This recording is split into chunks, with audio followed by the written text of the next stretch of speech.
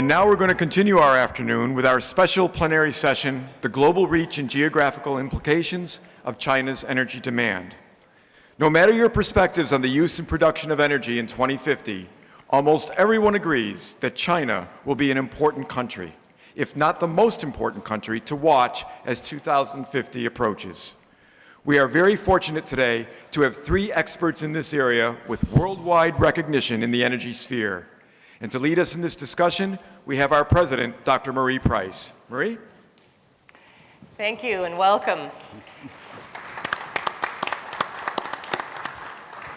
This panel is representative of what we're trying to do at this conference and with the American Geographical Society. We have speakers with years of experience in academia, in government, and in business to explore the issue of China and energy production and its global implications. When reflecting upon this panel, I thought back to my childhood in Riverside, California, which when I was a wee girl was the most polluted city in America. We rivaled Pittsburgh back then. And it was because of prevailing winds that pushed the smog from LA into the backing up against the mountains of San Bernardino and Riverside. And how it resonated with my 8-year-old self is that we would have smog alerts, and they would say, you can't take out a jump rope or a ball, but you can sit outside and try not to breathe much. And that had an impact on me. Eventually, air quality improved in Riverside. It's certainly not as bad as it used to be. But a few years ago, when I was in Guangzhou, I had re-experienced that burning sensation in your throat from very bad air quality. And I say this story is that about 50 years have passed, and the relationship between society and environment is complex, and it is not static. Places can get better, places can get worse. And certainly the scale of the energy challenge in China and the world is so important, and that's why we get to have this session. So of our three speakers, Yushan Duan is a distinguished professor of geography at East China Normal University. He educates geographers all over China, and so you get a sense of his job. There are 300,000 geography teachers in China. With that, I give you Yushan Duan.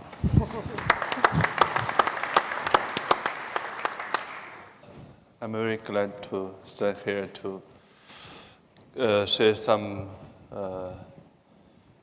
information about the energy education in China.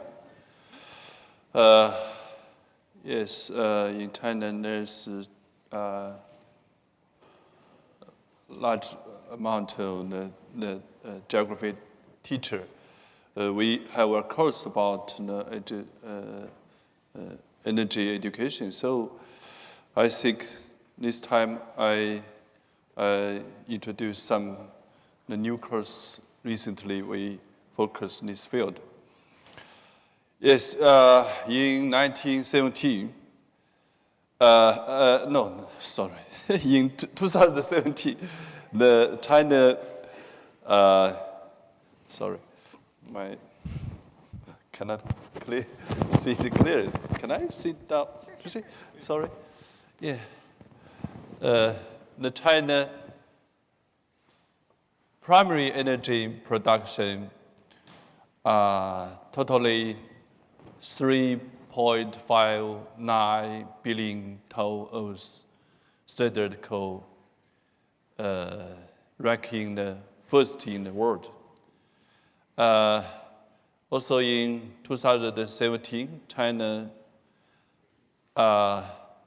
accommodated for 23.2% of global energy consumption and 33.6% of global energy consumption growth.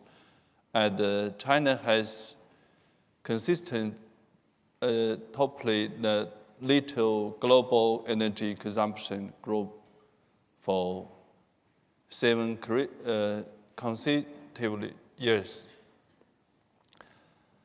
The coal production and the consumption. China coal production has been ranked first in the world since 1985, and current coal production amount for more than 40% of the world total. However, China still needs to import a lot of coal to maintain the normal consumption, because China consume more than 50% of the world coal each year. The oil production and consumption.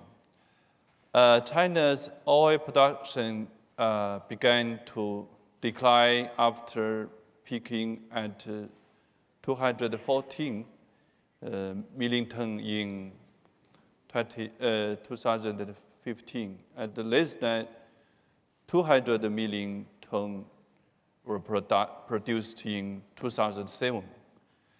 China's oil production in 2007 ranks in the world only a third of the U.S. oil production. China oil consumption has grown rapidly in recent years. In 2000, China accounted for just 1/4 of the U.S. oil consumption, but in 2017, it accounted for 2/3 of the U.S. consumption. This picture shows the oil consumption. The gas production and consumption. China natural gas production has grown rapidly since 2000 year, from 27.4 billion cubic meter in 2000 to 149.2 billion cubic meter in 2007, ranked 6th in the world. The U.S. ranked 1st in the world with production of 734.5 billion cubic meter. In recent years, China natural gas consumption has increased rapidly from 24 billion cubic meter in 2000 to 240 billion cubic meter in 2007.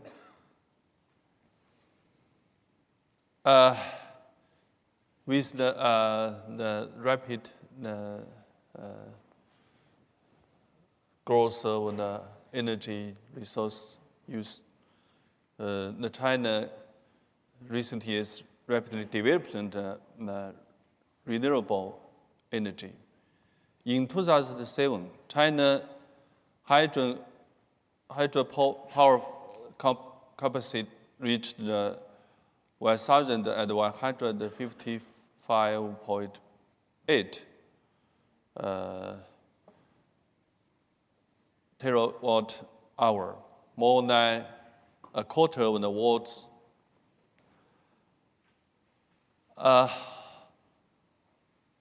China surpassed the U.S. in 2007 to become the world's largest producer and consumer of renewable energy in 2007. This picture shows China's major oil field distribution. I think mainly in the west of China, also in the East Sea on China, there is a major oil field distribution. And in China, in fact, the east region of China, there have 9% of the population, and the 90% of the population and 90% of the GDP produced in the east part of China. But the national energy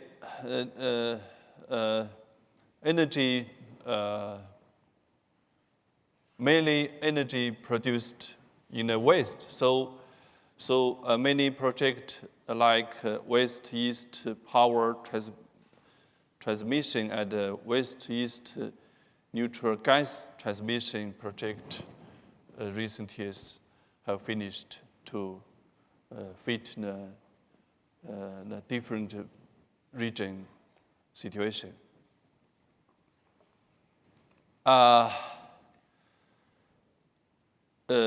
Although we have make progress about make the second energy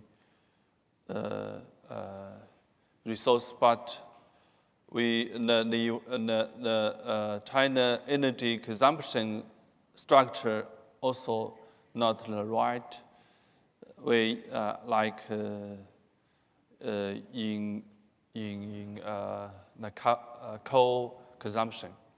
In this picture, recent years China energy consumption structure has been continually optimized. The option of the coal is energy consumption is decreased, while the proportion of natural gas and renewable energy consumption increasing. However, coal consumption is still more than 60% of the total energy consumption, while the proportion of natural gas and renewable energy consumption is still below the world average. So just I say some situation about the Chinese energy production and consumption. We think it is very important for our country to in the education field, we should tell the student how we get the energy resource and how which is the best way to use the energy resources.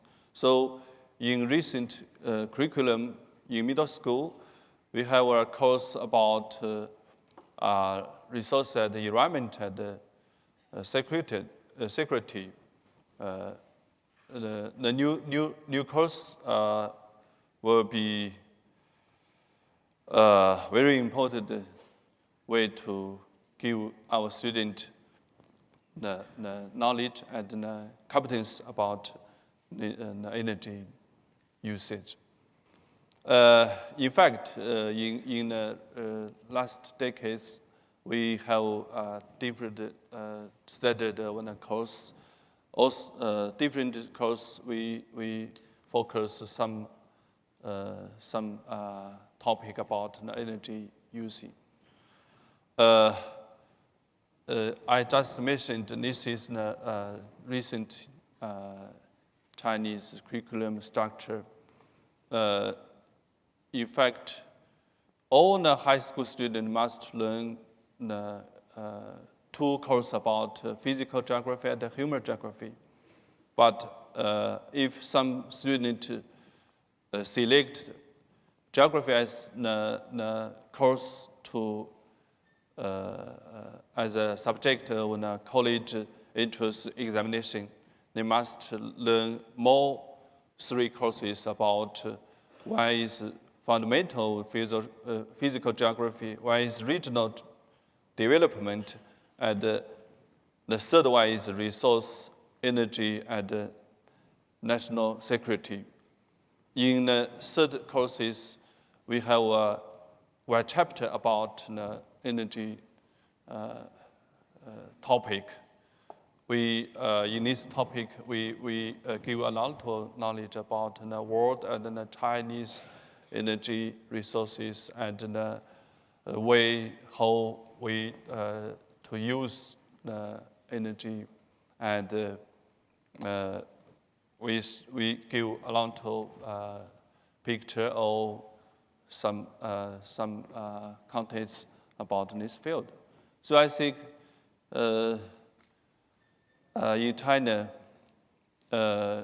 it is a good way, good issue in middle school. We teach the student about this field. Yes, I think first I say this. Yeah, thank you. Thank you very much.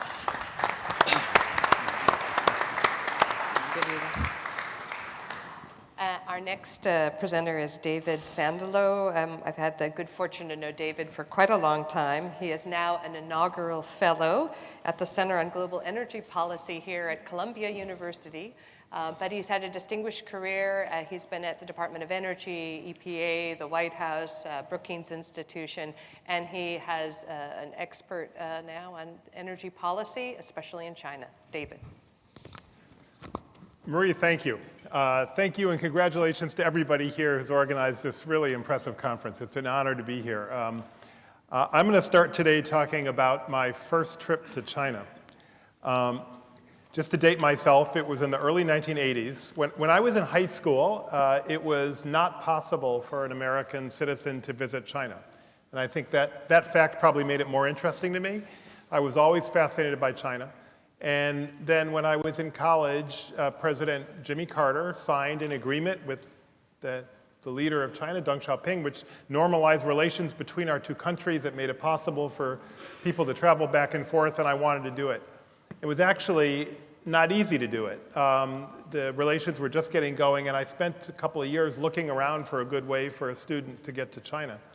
And then I found a program at this obscure university in upper Manhattan called Columbia University, and the Columbia Law School actually had an exchange program, and it had an exchange program with Huadong Shifan Dashui, which is in English East China Normal University, where Professor Deng comes from by coincidence. And so I was particularly delighted to see his name on the program because I spent the summer of 1981 at your university. It was very hot, unbelievable, in Shanghai that summer. And it was a completely different Shanghai than you see today.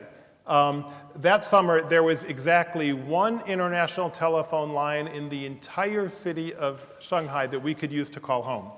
We would take a cab to the Peace Hotel, to the Huping Fandian, every weekend, and it was the only place you could make a call home. And now, of course, when you arrive in China after 14 hours on a flight from the United States, you pull out your phone, and by the time you get to the tarmac, you can send messages all around the world.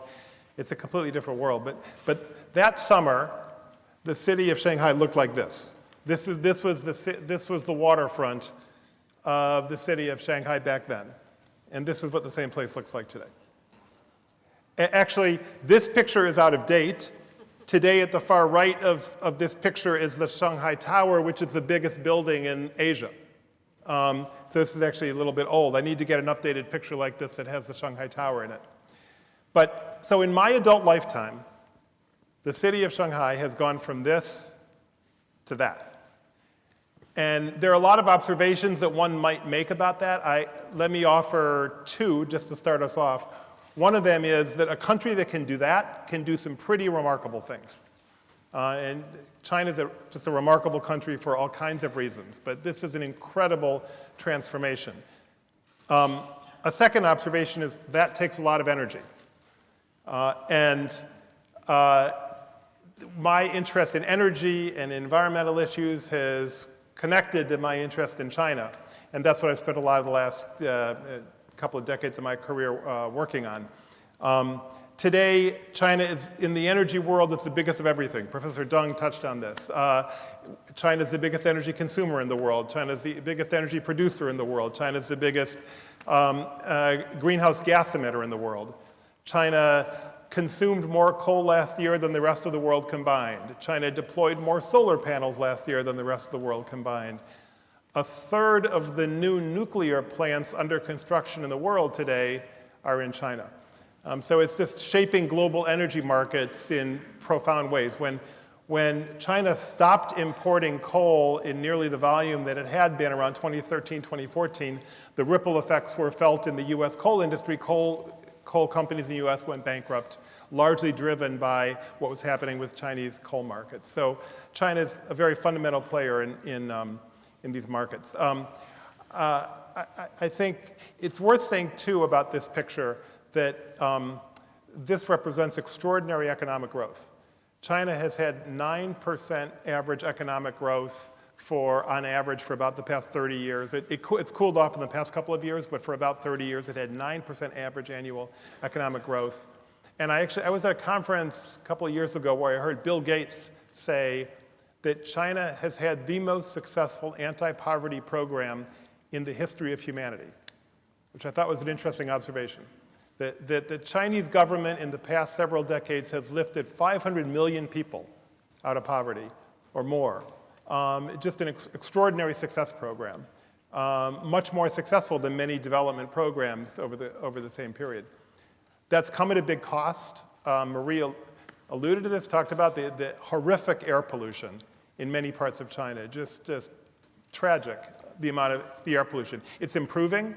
Northern China, they are backing out coal from the energy mix and replacing it with natural gas, but still the air pollution levels remain terrible. In fact, the summer that I flew to Shanghai, it was the only time in my life I'd actually ever lived in Southern California, where Marie grew up. And I worked on the 40th floor of a skyscraper in Los Angeles, I'm not exaggerating, for 3 weeks before I ever saw the mountains. One day after 3 weeks, the winds came through and I could see that there were mountains in Los Angeles. And then I flew to Shanghai where the air was completely clean. I've done that trip in reverse now and actually gone from Beijing to Los Angeles, Beijing where I couldn't see across the street, to Los Angeles where the air was completely clean. And I think, this is maybe another topic of conversation, but as an American, I can say I think we've done some things pretty badly in our country for the past couple of decades. One thing that we've done very well in the United States is clean the air in our cities. It's actually remarkable how much the air quality has improved in American cities over the past several decades, and I think China has a lot to learn from that. I know this is a geography conference, so I've got some maps to show you. I just wrote a book on climate change and policy in China, and I pulled some of the maps that we collected from that book, so I'll show you these. But one geographical fact, I guess, about China, by coincidence, China and the United States have almost exactly the same land area. It's about 2% variation in land area between the United States and China. China has 4 times as many people. And almost all those people live in the eastern third of the country. So the eastern part of China is, on average, about 12 times more densely populated than the United States. And I had a cab ride from once in Shanghai, in which I realized I'd been driving for 45 minutes or an hour, and the entire way was like Midtown Manhattan. Just the population density is just unending in China. So here, just pulling some maps from my book. Here's a map of China's solar resources. It's an interesting map, although oddly, you would think yellow would mean greater solar resources. Actually, it doesn't. Red is the greatest solar resource. Just like in the United States, where our greatest solar resource is in the Southwest, the same thing is true in China. And one point here, China's energy resources, not just solar, but also coal and other resources I'll show, are mainly in the west of the country. And the population, as I just said, is mainly in the east.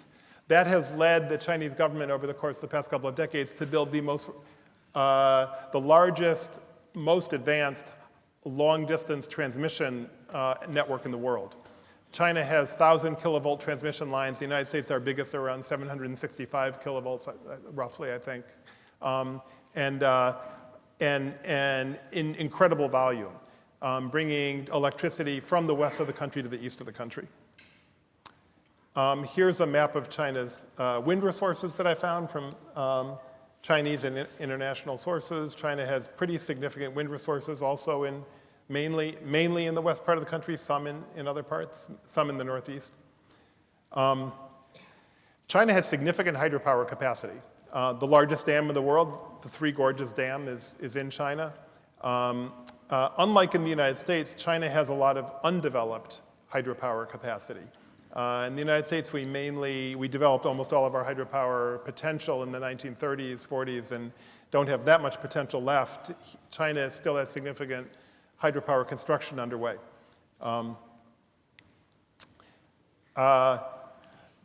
One area that China in the energy world is not the biggest in is natural gas, interestingly. On average, natural gas is about 23, 24% of primary energy in the world. In China, it's about 6 or 7%. But the Chinese government is rapidly building up its natural gas infrastructure. Actually, Gary Dirks knows a lot about this and can talk about this. Was in this business. So I'll leave it to Gary. But China, this has been a very big policy push from the Chinese government over the course of the past year or two or three in order to address local air pollution issues as well as climate change. As I mentioned, China's building nuclear plants at a very fast clip. Today, the amount of nuclear power in China is pretty small. It's only about 3% roughly of its electricity generation. But there's massive construction of nuclear plants underway in China right now.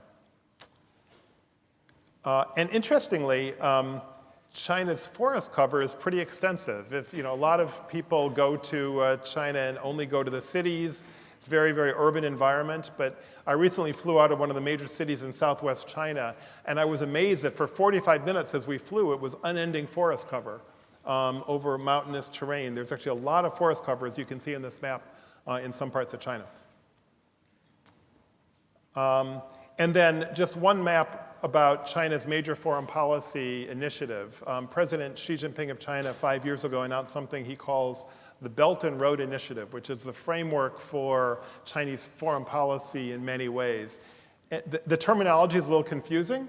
So the belt refers to the old Silk Road across Asia, which kind of looks like a belt across the belly of Asia.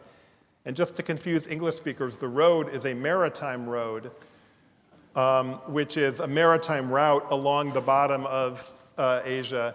But the Belt and Road Initiative is the largest infrastructure initiative in history. It's Chinese companies and Chinese government going out to support the construction of infrastructure in places around the world.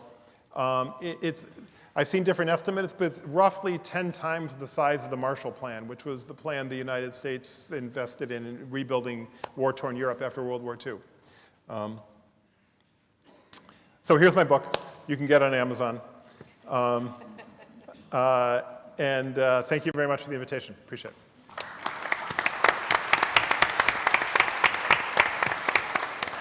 Thanks, David. And our last speaker is Dr. Gary Dirks. Gary is at the Wrigley School of Institute of Sustainability at Arizona State University.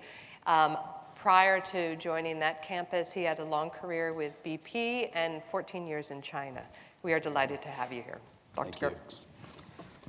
I'm going to stand if I may, and I don't have slides, so I'm just going to share a few reflections with you. A little bit about the historical period that I was there in China from 1995 to 2009, and add a few reflections to what David said, and then say a little bit about the China experience and what China's done and how that might give us some indication of how we might go from here into the future. So I want to begin and actually with the 1995 experience. When I arrived, China was just recovering from the Tiananmen incident. For quite a long period of time, foreign investment had pretty much stopped or had certainly been cut way back. But by 1995, there was interest again in investing in China.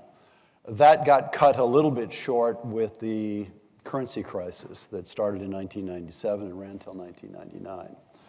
But after that, it was sort of full steam ahead around the policy initiative of Deng Xiaoping of opening to the West, which David has already alluded to that, was a major policy change. And I think as we reflect on the transition, the transformation that's happened in China, it's easy to point at technology and say, well, look at the way technology came in there. It's easy to talk about finance and foreign investment. Look at the way that came in there. It's easy to talk about the way in which the Chinese developed an environment within which this transformation could take place. But I think the real triumph of that transformation was imagination.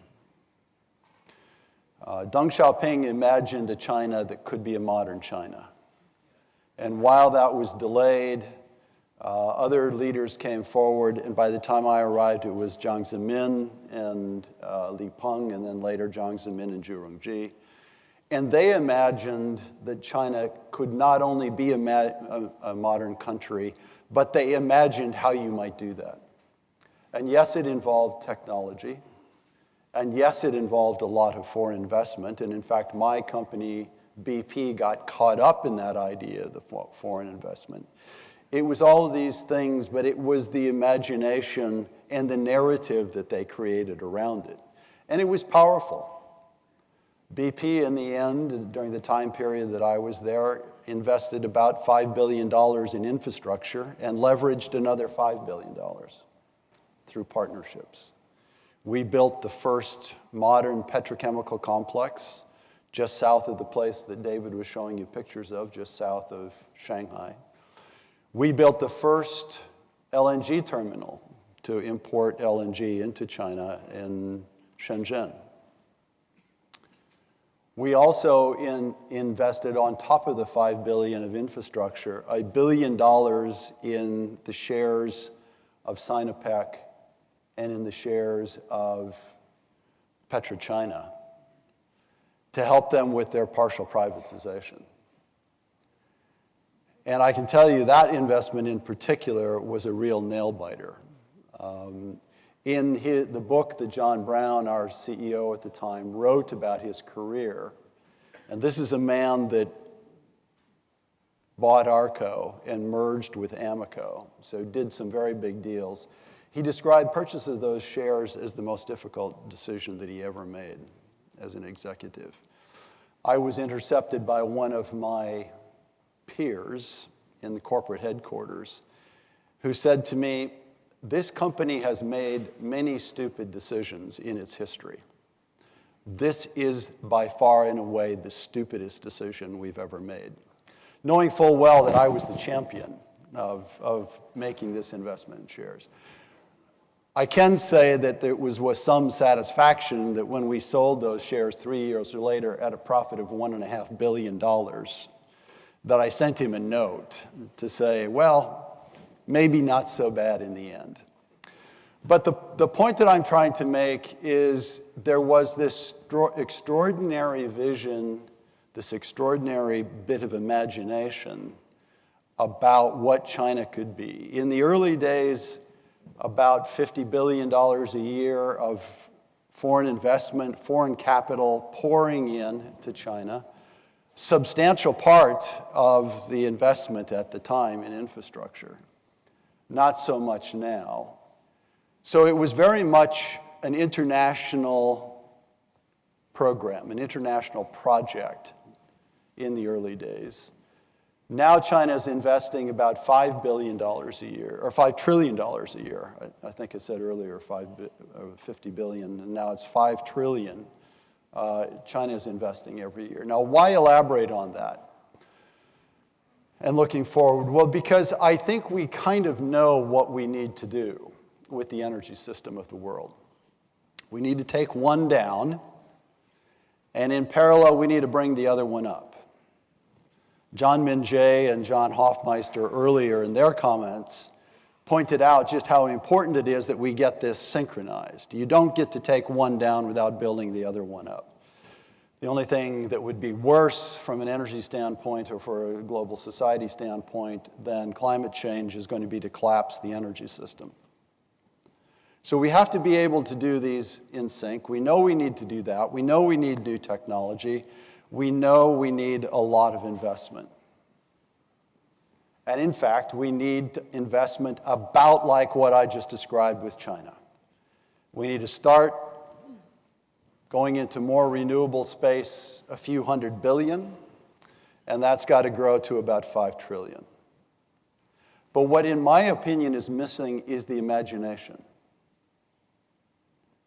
And the idea that we could actually do this, and how are we going to go about doing it? This should be the biggest commercial opportunity in human history, but business doesn't behave that way. The world is awash with money, but it isn't flooding into the energy sector. We've got most of the technology we need. It wouldn't be a bad thing to have a better battery or storage system. But we got most of the technology we need, but it's not being deployed at scale. The reason I'm saying all this is that I think that geographers are a great place to start with imagination and narrative, and social sciences more generally. We need a narrative, we need the imagination that the world can work together the way that it did in China.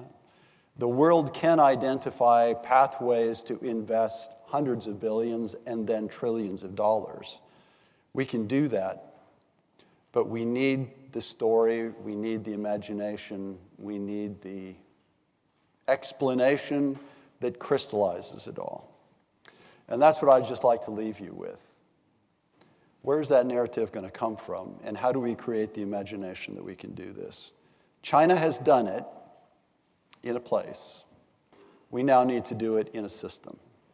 Thank you.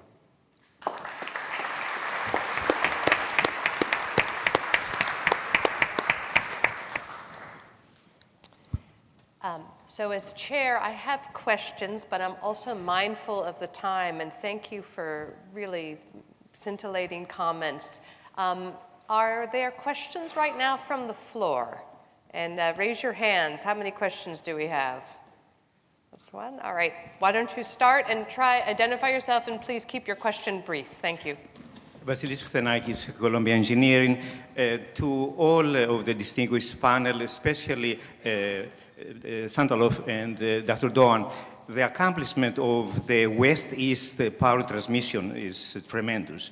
So we're talking about long-distance transmission, something that we need in the United States to get a lot of wind and solar into the major loads. Was that actually a government-private enterprise, or was only government? And what could you suggest about a similar, perhaps, infrastructure built up in the United States in terms of capitalization? Because the big, actually, problem I see there is not so much regulations, but it's the upfront capital, and we don't have any mechanism of how we can recoup that capital without some, perhaps, regulatory intervention. So you have anything to suggest about what we learn from that, and could we build such a system in the United States?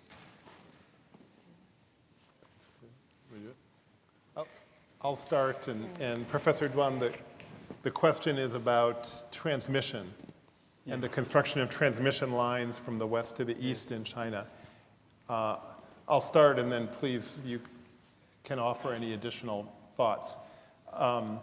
In China, this was done almost entirely by China State Grid, which is the largest utility in the world, 1 billion customers, and a state-owned enterprise.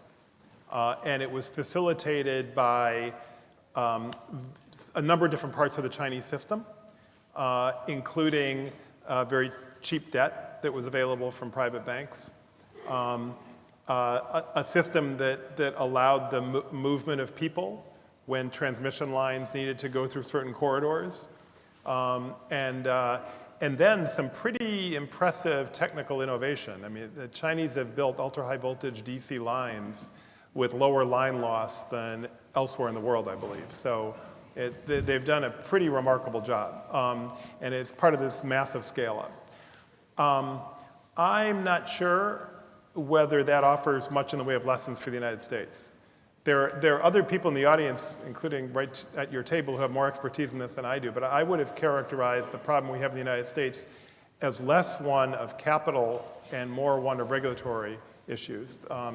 In the United States, it is very hard to build a transmission line because we have public processes that make it very hard to locate them, and we give stakeholders a lot of power, as I think we should, to decide where those transmission lines should go.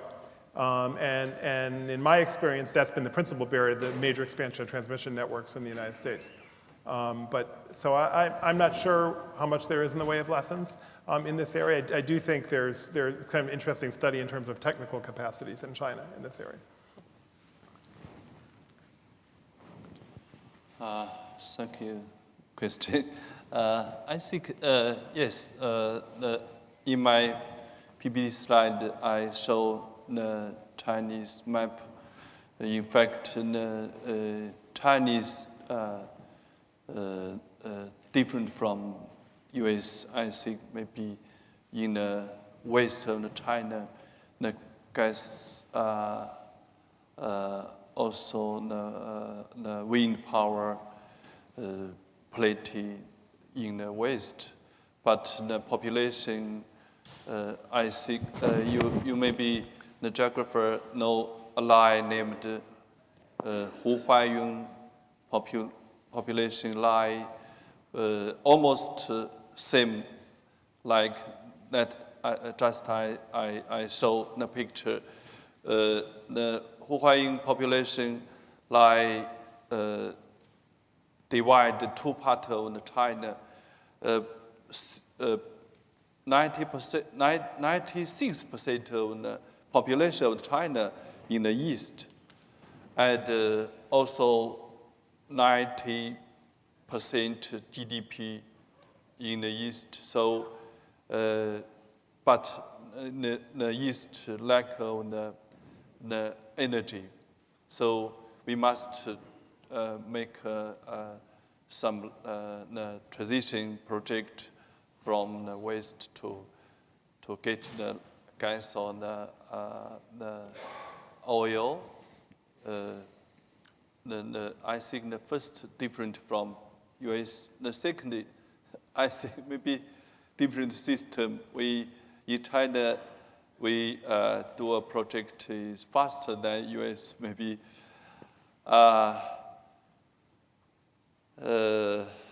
Also very complex.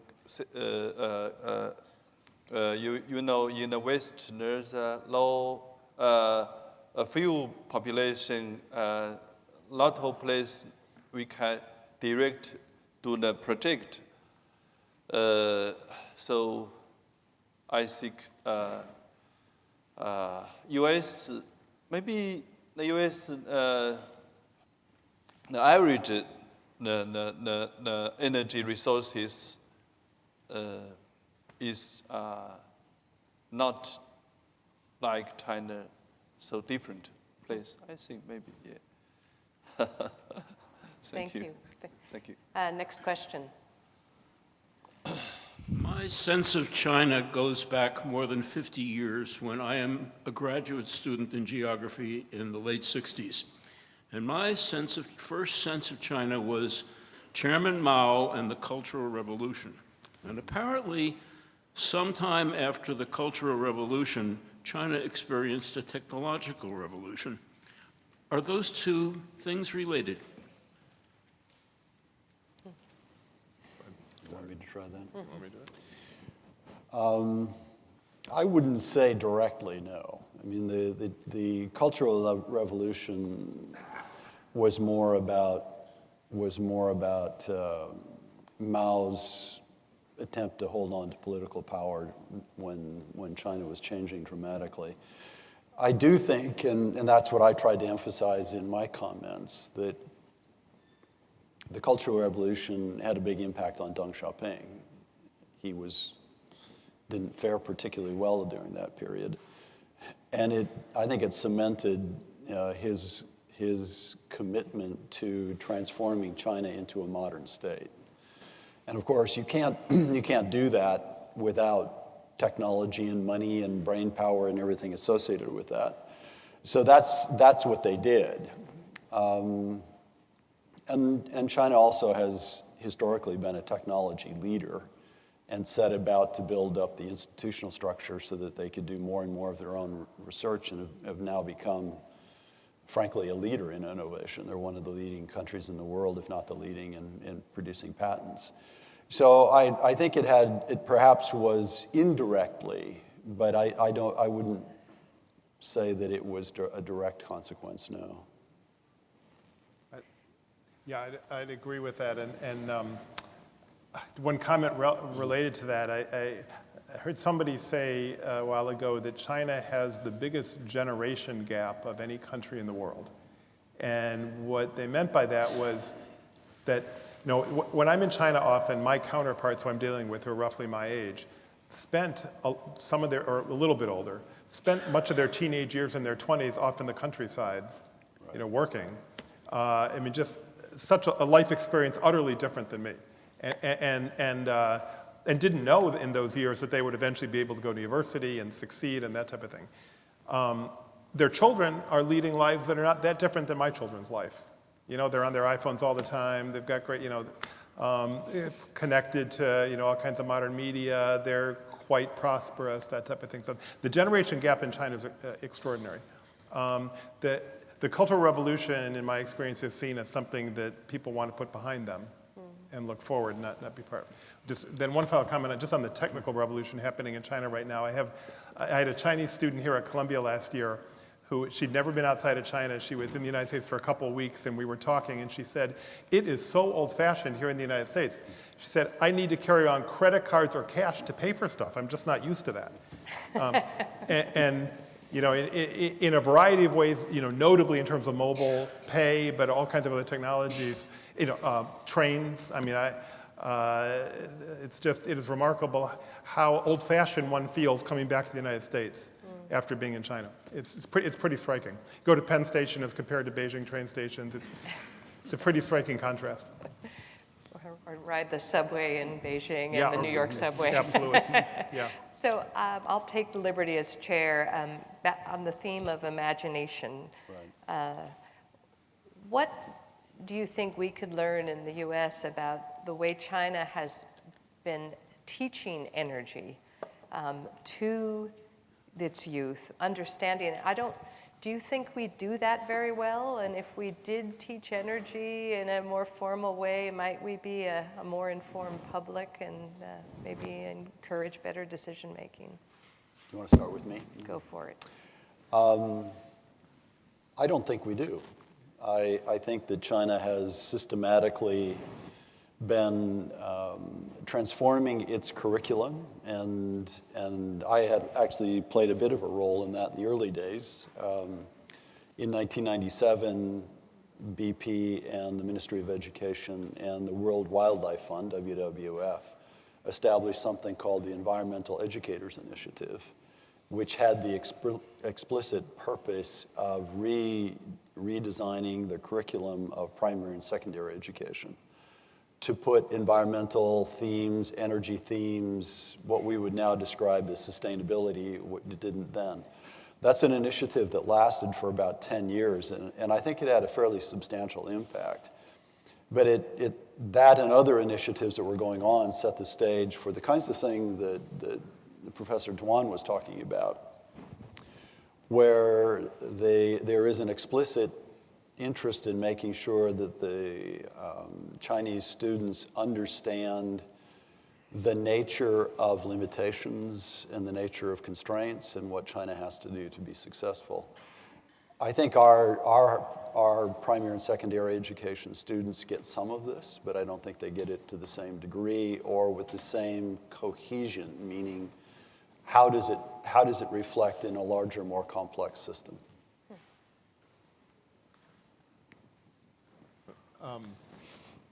Sure. Yeah.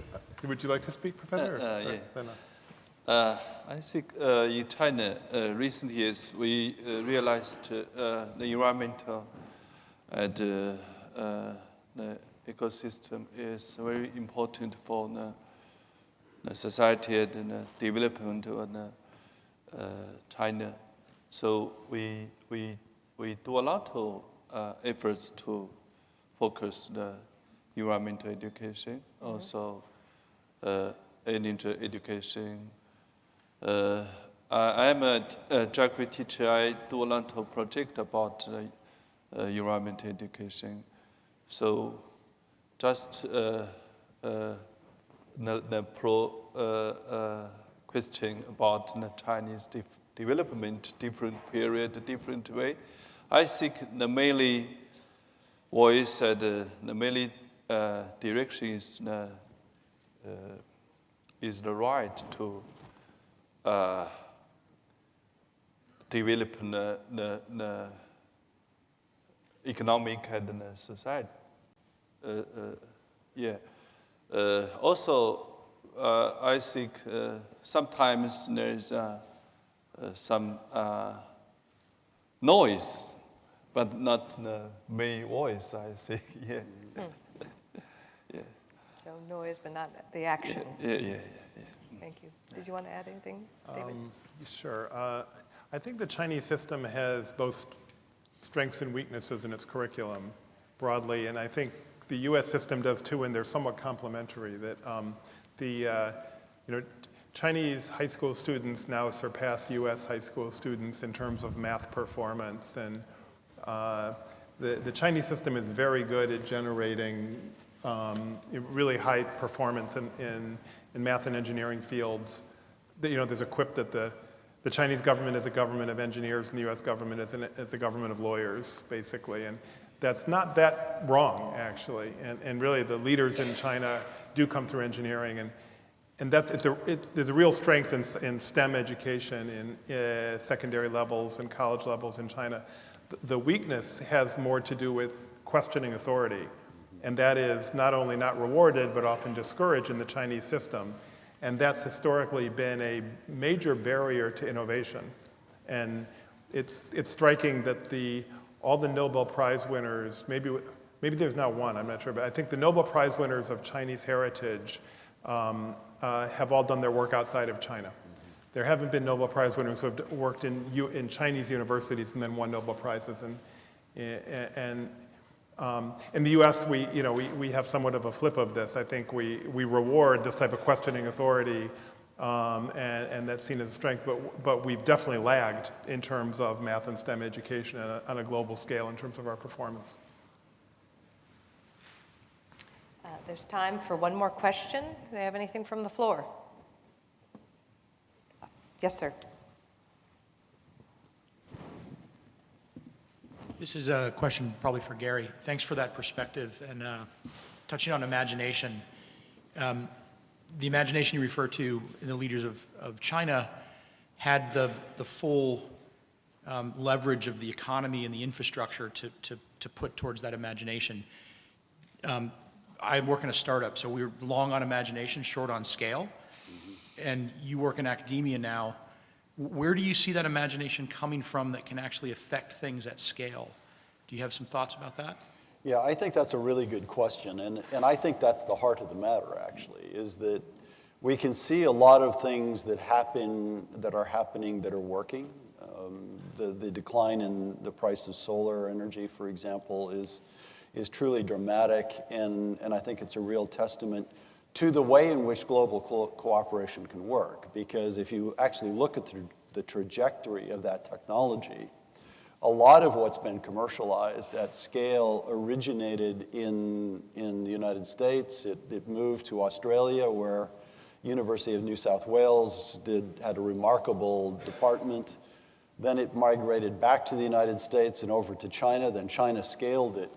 Incredible in the way that has happened and as a global enterprise. But what I think is missing is that it just doesn't feel like renewable energy is yet a big profitable business for the finance community and for those people who can invest in scale.